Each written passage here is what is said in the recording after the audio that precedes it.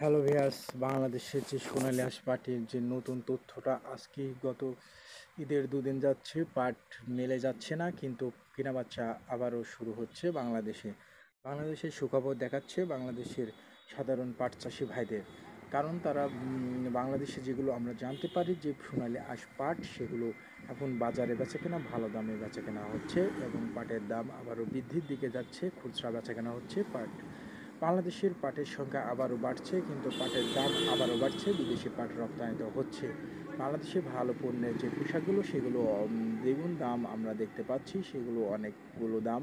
আমরা একটা পোশাক কিনতে গেলে মিনিমাম 5,000 থেকে 7,000 টাকা যেমন তেমন পোশাকের দাম পাওয়া যাচ্ছে, কিন্তু সোনালী হাঁসের পাটের দাম পাচ্ছে না। কিন্তু আমরা দেখতে পাচ্ছি বাংলাদেশের সোনালী হাঁস পাট আবারও সারা বিশ্বে রপ্তানিত হওয়ার ব্যবস্থা করছে ডক্টর ফকিরউদ্দিন আহমেদ। বাংলাদেশের যে তত্ত্বাবধায়ক সরকার এসেছে, তিনি বাংলাদেশের সোনালী হাঁস পাটের দিকে উদ্যোগ নিচ্ছে। তিনি আরও বলেছেন যে বাংলাদেশের যে সোনালী হাঁস পাটের যেগুলো যেগুলো আমরা দেখতে পাচ্ছি, যে পাটগুলো আমরা বাংলাদেশের থেকে বিদেশে রপ্তানিত করব এবং সাধারণ চাষি ভাইদের ন্যায্য পরিমাণ দাম দেব। বর্তমান পাটের বাজার আবারও ভালো দিক প্রদর্শন যাচ্ছে এবং যাবে। বিদেশে যদিও পাট রপ্তানিত করে, তাহলে বাংলাদেশের পাট অবশ্যই 5,000 করে দাম পাবে বাংলাদেশের সাধারণ চাষিরা।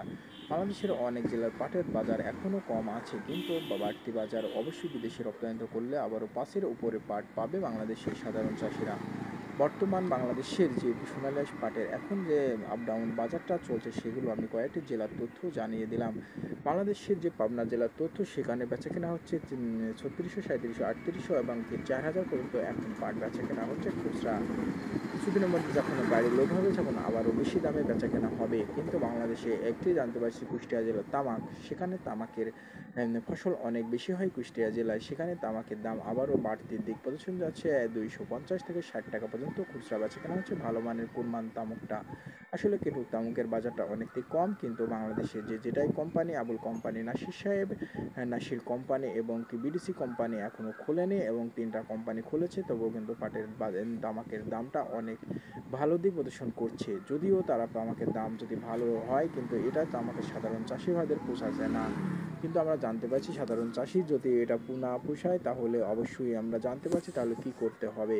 বাংলাদেশের সাধারণ চাষি ভাইদের তামাকে পোষাচ্ছে না, কারণ তামাকের দাম খুবই কম দেখা দিচ্ছে। তারা বলছে 500 টাকা এবং 400 টাকা কেজি হইলে কিছু পরিমাণ তামাকের লাভ হবে, কুষ্টিয়া জেলার সাধারণ চাষিরা বলছে। বাংলাদেশের সরকারের কাছে আবদার যে বাংলাদেশের তামাক জাতীয় ফসলটার জন্য 500-র উপরে বাজার দেওয়া হয়। কিন্তু এখন তাও বর্তমান বাজারটা ভালোর দিকে আছে তামাকের, কিন্তু তামাকের যেগুলো ভালোর দিক আছে তাও বেশি, কিন্তু সাধারণ চাষিদের টাকা হচ্ছে না, কথা জানাচ্ছে। বাংলাদেশে কুষ্টিয়া জেলা পাটের বাজার আমি আবারও জানালাম।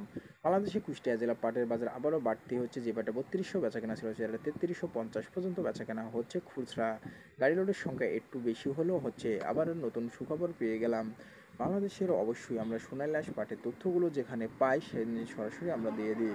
বর্তমান বাংলাদেশের পাটের যে আমদানিটা বাজারটা, সেটা ভালো দিক প্রদর্শন করছে, ভালো হবে এটা আশা করা যায়। আসলে বাংলাদেশের পাটের বাজার আবারও ভালো হবে, এটা 100% কোনো নির্ভুল নাই। বাংলাদেশের সোনালী হাঁস পাটের